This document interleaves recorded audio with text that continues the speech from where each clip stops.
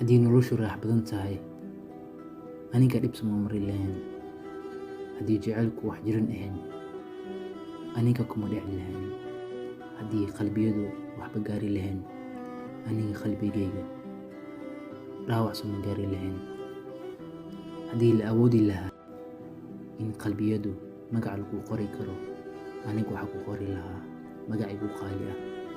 haddii jacaylku been ahaan lahaa anigu wax ma jeclaan lahayn. haddii cishqi aan jirin qays iyo leyla caashiq ma ku abuurmi lahayn. haddaad tahay ruux wax jecel jacaylkaagu ku dadaal.